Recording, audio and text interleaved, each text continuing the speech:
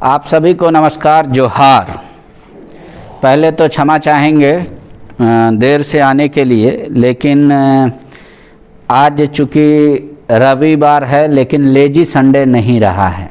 Lazy Sunday इसलिए नहीं रहा है कि अभी थोड़ी देर पहले एक दुर्घटना घटी है, उसके बारे में चर्चा मैं नहीं करना चाहता, क्योंकि सड़क दुर्घटनाएं हो रही है, इस पे हमें भी ध्यान देना है और रोड सेफ्टी डिपार्टमेंट को भी। लेकिन मैं आज का ये जो एपिसोड है इसकी शुरुआत इस शब्दों के साथ कहना चाहता हूँ कि हाँ, मैं हूँ महेंद्र सिंह, बोलिए क्या बात है।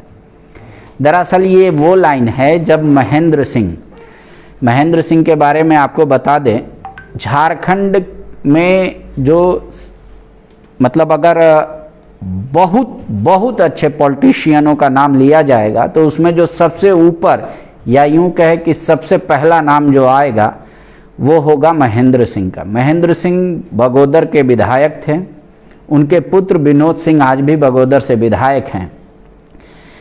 आज शहादत दिवस है उनका 17वां। 17 साल पहले ये वो शब्द थे।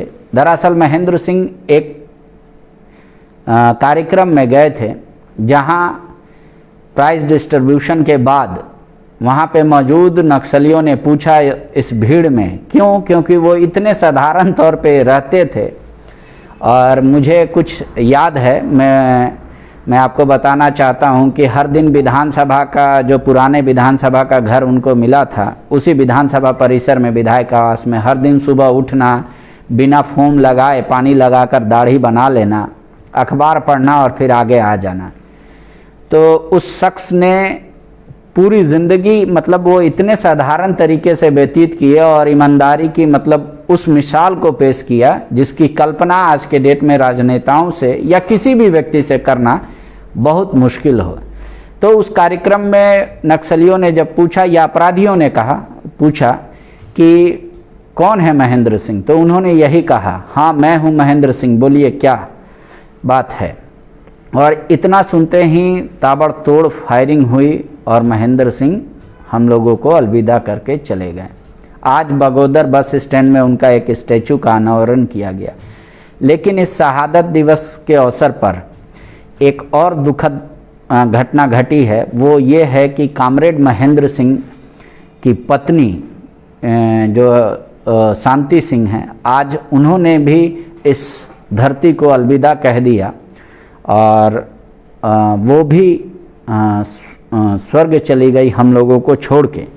लेकिन बहुत कम राजनेता होते हैं। आपको याद होगा, एक बार की मैं बात बताता हूं, जब यहाँ पे विधानसभा में स्पीकर थे नामधारी, इंदर सिंह नामधारी जी, तो उन्होंने किसी बात को लेकर और बहस को लेकर महेंद्र सिंह से तू मैं हो गई थी और महेंद्र सिंह उस आरोप लगाने के बाद अपना इस्तीफा पटक दिया था कि मैं ऐसे सदन में नहीं रहना चाहूँगा। उसके बाद हालांकि नामधारी जी चूँकि बहुत वो यूं कहे कि ज्ञानी व्यक्ति वो भी हैं, तो उन्होंने कई एक लोगों को भेजा और समझा बुझाकर उनका इस्तीफा वापस लिया गया। ऐसे कई किस्से हैं जो आपको उनकी महानता के बारे में बताएंगे। आपको जब झारखंड में पहले जो ये गैप हुआ, पंचायत का इलेक्शन नहीं होता था, तो उन्होंने अपने विधानसभा क्षेत्र में बाकायदा वोटिंग करा के पंचायत प्रतिनिधियों का इलेक्शन करा दिया था और कहते थे कि विधायक फंड का बंटवारा कर देंगे, आप लोग योजनाओं की स्वीकृति दे दीजिएगा। महेंद्र जी के पास अपने ही लेबर की तरह काम करते थे और आसपास के लोगों को भी करवाते थे, जबकि वो विधायक थे। और वहाँ पे एक तालाब उनके घर के थोड़ी ही दूर के पास है, उस तालाब की मिट्टी से ऊपर ऊंचा किया, वहाँ पेड़ लगाया। आज भी वहाँ के लोग उनको बहुत शिद्दत से याद करते हैं।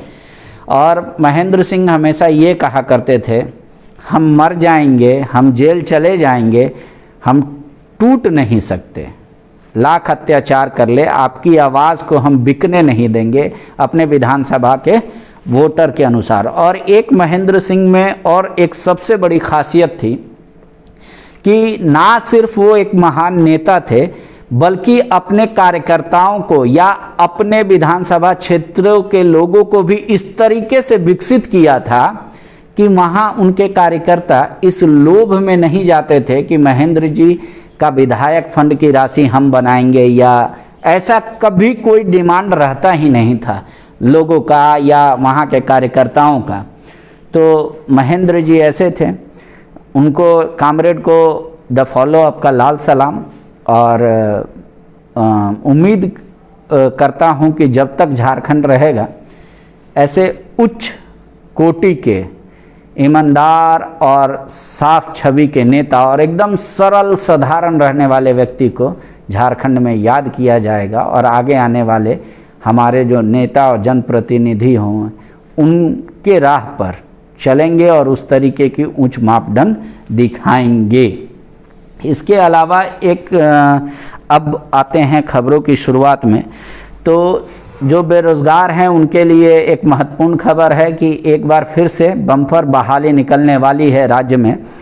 इसकी रूपरेखा तैयार कर ली गई है। आपको याद होगा कि कुछ दिन पहले मुख्यमंत्री ने कई आला अधिकारियों के साथ एक बैठक की थी और उन्होंने साफ निर्देश दिया था कि शिक्षा विभाग तो वैकेंसी निकाल ही रहा है, इसके अलावा और जहाँ जहाँ पद खाली है उन पे वैकेंसी निकालने की कोशिश की जाए और प्रक्रिया में तेजी लाई जाए। इसके अलावा नए पद भी सृजित करने की ज़रूरत अगर पड़ती है तो सरकार को बताया जाए और तुरंत पद का सृजन किया जाए, ताकि जो सरकार वादे की थी कि हम नौकरियां देंगे अधिक से अधिक लोगों को, उसका पूर्ण हो सके। तो जो 19 तारीख को कैबिनेट की बैठक है, तो उस कैबिनेट की बैठक में ये माना जा रहा है कि जो भी इधर नियमावली में संशोधन हुए हैं उसको कैबिनेट की मंजूरी दे दी जाएगी, और उसके बाद जिस तरीके से नियुक्ति का रास्ता साफ हो जाएगा, तो मानकर चला जाए कि अगर 26,000 शिक्षकों की बहाली निकलने वाली है, उसके बाद फिर और एडिशनल अन्य विभागों में निकलेगा, तो जो जेएसएससी निकाली है अभी तक वैकेंसी, इनके अलावा और शिक्षा विभाग के अलावा 26,000 के अलावा 10,000 से अधिक वैकेंसियाँ आने वाली हैं। तो उसको लेकर सरकार फ़िलहाल गंभीर दिख रही है, और वो 19 तारीख को आपको समझ में आ जाएगा। 19 तारीख को एक और मुद्दा है, सरकार मानसिक तौर पे या कोरोना का अध्ययन करने के बाद क्या वाकई में चुनाव आयोग को ये रिपोर्ट सौंप देगी कि हाँ अब हम इलेक्शन कराने के मतलब सक्षम हैं, हम इलेक्शन करा सकते हैं। राज्य में जो त्रिस्तरीय पंचायत चुनाव होने वाले हैं वो भी उस दिन क्लियर हो सकता है। क्या सरकार प्रस्ताव भेजेगी या क्या कुछ होगा पंचायत इलेक्शन को लेकर, या एक बार फिर से पोस्टपोन कर दिया जाएगा। चूँकि अगर 7 फरवरी तक आखिरी वोटर लिस्ट छपना है, तो मार्च में क्या कोरोना का रहेगा पीक डाउन, उसको लेकर अध्ययन करेगी और फिर सरकार उस पर तैयारी होगी। इन सब के अलावा आज जो केंद्रीय राज्य मंत्री अन्नपूर्णा देवी, उन्होंने भी एक गंभीर विषय को लेकर राजभवन में दरवाज़ा खटखटाया और राज्यपाल से मुलाकात की। उन्होंने वर्तमान हेमंत सोरेन की सरकार पर कई गंभीर आरोप लगाए हैं। उन्होंने कहा है कि जब से ये सरकार बनी है वर्तमान में हेमंत सोरेन की सरकार, इसमें लॉ एंड ऑर्डर पूरी तरीके से ध्वस्त हो गया है, अपराधियों का मनोबल बढ़ा हुआ है और लूट और भ्रष्टाचार के सारे द्वार खोल दिए गए हैं। ये अन्नपूर्णा देवी का बयान था जब वो राजभवन में राज्यपाल से मिलकर आई। हालांकि राज्यपाल को जो उन्होंने ज्ञापन सौंपा है उसमें जो आपको याद होगा कि अभी कुछ ही दिन पहले जो पलामू में पदस्थापित थे दरोगा लालजी यादव, उनकी हत्या या आत्महत्या मामले को लेकर मौत के मामले की सीबीआई जांच की मांग कर रही हैं। अन्नपूर्णा देवी ने बताया कि उनके परिजन संतुष्ट नहीं हैं और वो जब उनकी पत्नी ने इस मामले में 0 एफआईआर दर्ज करा दिया है साहेबगंज में, जो पलामू एसपी के खिलाफ है, पलामू एसडीपीओ के खिलाफ है और वहाँ के डीटीओ पदाधिकारी के खिलाफ है, तो जिनके खिलाफ मामला दर्ज हुआ है उन वही खुद जांच करेंगे, ये उचित नहीं होगा। ऐसे कई एक तर्क दिए हैं। फिर उसके बाद कहा कि वो वहाँ पे बात आती थी कि अवैध वसूली करके देना है, पहुँचाना है, इस तरीके का आरोप परिजन लगा रहे हैं। तो इस पूरे मामले की जांच होनी चाहिए। और उन्होंने कहा कि जिस तरीके से राज्य में कनीय पदाधिकारी सुरक्षित नहीं है, उन्होंने रूपा तिर्की का भी मामला उठाया। इसके अलावा जो जज उत्तम आनंद का मामला है कि किस तरीके से अपराधियों का मनोबल बढ़ा हुआ है, तो वो इस पूरे मामले की जांच सीबीआई से कराने को लेकर आज राज्यपाल से मुलाकात की और गुहार लगाई। इस दौरान और भी कई बीजेपी के लोग उनके साथ थे, विधायक नीरा यादव भी थी। तो ये अब जो मामला है खासकर लालजी यादव का, उसको लेकर एक तरफ यूँ कहे कि प्रदेश में राजनीति या सामाजिक संगठनों का भी आंदोलन तेज होता जा रहा है। साहेबगंज में ही जहां उनका पैतृक निवास है, वहां पे भी आपको पता होगा कि कुछ दिन पहले लोगों ने सड़क जाम किया था यादव महासभा ने। उसके बाद विधायक भी मिले थे, वहां के सांसद भी जाकर मुलाकात की थी और सबने कहा है कि इस मामले की मतलब जांच कराने के वो पक्षधर हैं। आपको याद होगा इससे पहले कैबिनेट मंत्री जो हैं मिथिलेश ठाकुर, उन्होंने भी पत्र लिखकर मुख्यमंत्री से पूरे मामले को उच्च स्तरीय जांच कराने की मांग की ताकि लोगों के मन में कोई किसी प्रकार का संदेह उत्पन्न ना हो। एक दुखद खबर है, आप सभी लोगों को आमतौर पे पता ही होगा कि गुरुजी जो हैं जेएमएम के सुप्रीमो और वो बाबा पॉजिटिव हो गए हैं। तो गुरुजी पॉजिटिव, आपको कुछ दिन पहले पता होगा कि गुरुजी हेमंत सोरेन की वाइफ, उनके बच्चे और उनके आवास पे जो भी कर्मचारी हैं उनमें कई लोग पॉजिटिव हुए थे। हालांकि वो लोग अभी सब ठीक हो गए हैं। गुरुजी इससे पहले भी पॉजिटिव हुए थे, आपको याद होगा। तो लेकिन उस दौरान उनकी स्थिति थोड़ी दिक्कत हो गई थी और उनको आपको याद होगा कि वहाँ से भेजा गया था, बोकारो से उनको दिल्ली मेदांता में उनका इलाज भी चला था। हालांकि वो पूर्ण रूप से स्वस्थ हो गए थे और इस बार हालांकि एकदम माइल्ड सिम्टम भी नहीं कह सकते, मतलब सिम्टम है भी नहीं, लेकिन जो रिपोर्ट आई है गुरुजी का वो पॉजिटिव है। तो वो उन्होंने खुद को आइसोलेट कर लिया है और पूरे राज्य के हर लोग, हर तरफ ये ईश्वर से कामना हो रही है, दुआएं हो रही है, प्रार्थना हो रही है कि बाबा ठीक हो जाए, जल्दी स्वस्थ हो जाए और बाबा फिर से निगेटिव उनका रिपोर्ट आए कोरोना का और बाबा की लंबी आयु हो।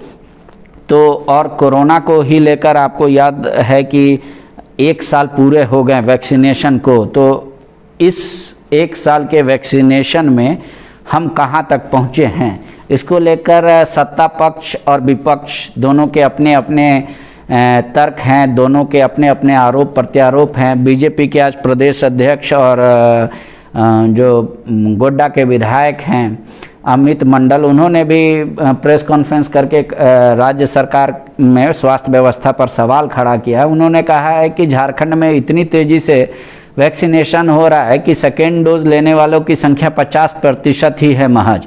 तो सरकार वैक्सीनेशन को लेकर सचेत नहीं है, जबकि बीजेपी कह रही है कि आईसीएमआर का गाइडलाइन है, वैज्ञानिक और डॉक्टर भी ये मान रहे हैं कि जो डबल वैक्सीनेटेड है उसको कोरोना की तीसरी लहर में भी वो कभी भी सीरियस नहीं हो सकता, उनका तर्क है। इसके अलावा उन्होंने कहा है कि अगर आज झारखंड पूरे देश में 21वें पायदान पर है टीकाकरण में लेकर, तो इसके लिए कौन जिम्मेदार है।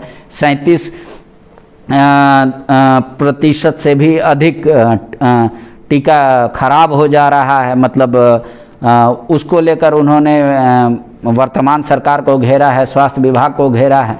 तो इसके अलावा इसके बाद कांग्रेस के भी ओर से वो प्रतिक्रिया आई है कि बीजेपी ऐसा एक्ट कर रही है कि ये टीका वैज्ञानिकों ने, डॉक्टरों ने नहीं बल्कि बीजेपी के कार्यकर्ताओं ने बनाया है। हालांकि जो टीका खराब होने की बात आ रही है उसका प्रतिशत को लेकर सत्ता पक्ष और विपक्ष में एकरार शुरू से बना हुआ है।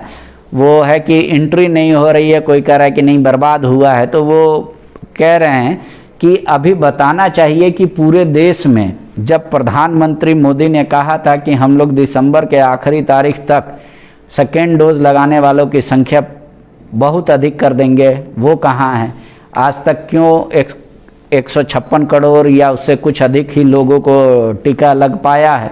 तो ये सब सारे आरोप प्रत्यारोप चल रहे हैं। लेकिन कोरोना काल में आपको और हमको बच के रहना है, ये सच्चाई बात है। झारखंड सरकार का खुद का डाटा है कि झारखंड में डबल डोज वैक्सीनेटेड जो 18+ के हैं उनका 50% भी रेशियो नहीं है, तो उसको टीकाकरण को बढ़ाना होगा। फर्स्ट डोज वाले का भी परसेंटेज 100% नहीं पहुंचा, या गोवा की तरह 95-99% नहीं पहुंचा है, 80% के आसपास कुछ है, तो उसमें बढ़ाना होगा। अगर स्वास्थ्य विभाग के पास अभी चूँकि पैनिक नहीं फैला है, तो शहरी हो या ग्रामीण क्षेत्र हो, डोर टू डोर ये कैंपेन चला दिया जाए, और बाकायदा जैसे पोलियो ड्रॉप पिलाने के बाद दरवाजे के बाहर लग जाता है एक सिंबल, वो बना के जाते हैं, उसी तरीके का, ताकि उससे पता चल जाए कि किस घर के रहने वाले 100% लोगों ने टीका लगा लिया है। इसको एक अभियान के तौर पे लेना चाहिए।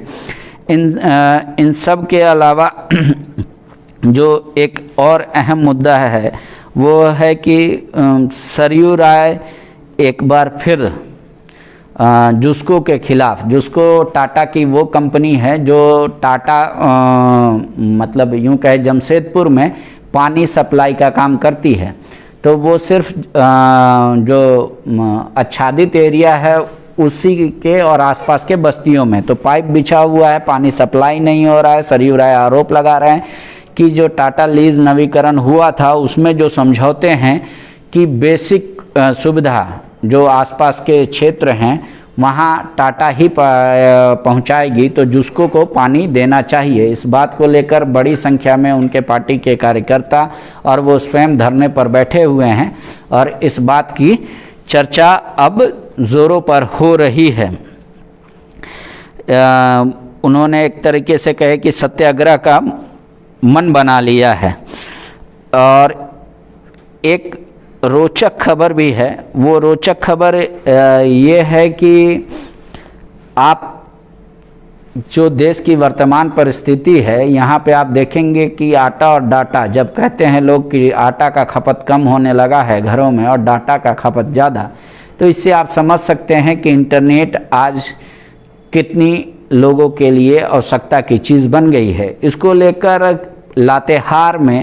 लातेहार जो पलामू, मेदिनीनगर और महुआ डांड का रास्ता है उसको लोग सुबह से ही बंद कर दिए।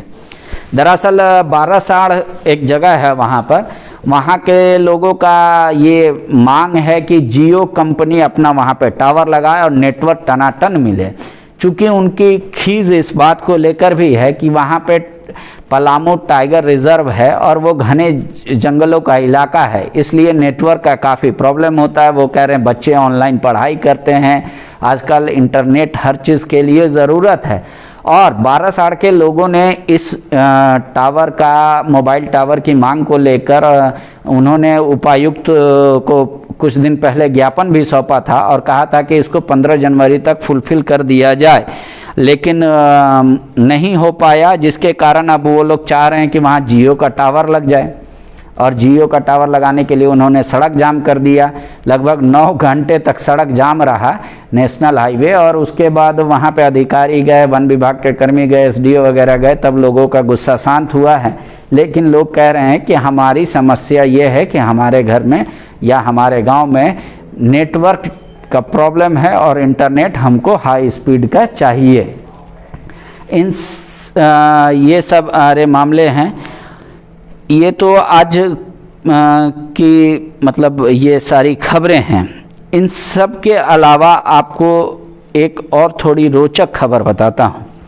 रोचक खबर ये है कि बाबूलाल मरांडी ने जो एक रामगढ़ एसडीपीओ जो किशोर कुमार रजक हैं, उसको लेकर उनकी पत्नी ने जो मामला दर्ज कराया डीएसपी के खिलाफ कि वो मेरा गला दबाना चाहते थे, ये तो एफआईआर की कॉपी को बाकायदा उन्होंने फेसबुक पर डालकर और लिखा था कि न्याय होना चाहिए, इस जैसे अधिकारियों की गिरफ्तारी होनी चाहिए या सरकार को एक्शन लेना चाहिए। आज उसका जवाब दिया है उन्होंने, जो ट्वीट किया था बाबूलाल मरांडी ने, तो उसका जवाब देते हुए जो एसडीपीओ है रामगढ़ के, वो कहते हैं कि आपकी जो इस तरीके की व्यवहार है और छोटी सोच है एक तरह से, या आप क्या बताना चाह रहे हैं मुझे पता नहीं। उन्होंने लिखा है कि चूँकि माननीय पूर्व मुख्यमंत्री बाबूलाल मरांडी जी जैसे नेताओं का होता है, आप जैसे लोगों का,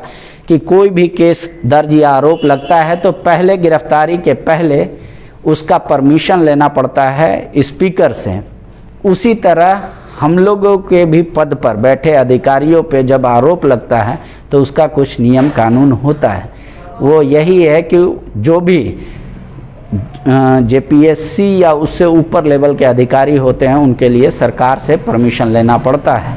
वो शायद याद दिलाना चाह रहे हैं, लेकिन जिस तरीके से उन्होंने ट्वीट का जवाब दिया है, इससे समझा जा सकता है जो हाल फिलहाल में उनके बारे में खबरें छपी है कि कभी वो वहाँ के ज़िले के एसपी को लेकर और उनके द्वारा उठाए गए कदम को लेकर वो कोर्ट का न्यायालय का दरवाज़ा खटखटा देते हैं, कभी सीधे तौर पे कुछ भी लिख देते हैं।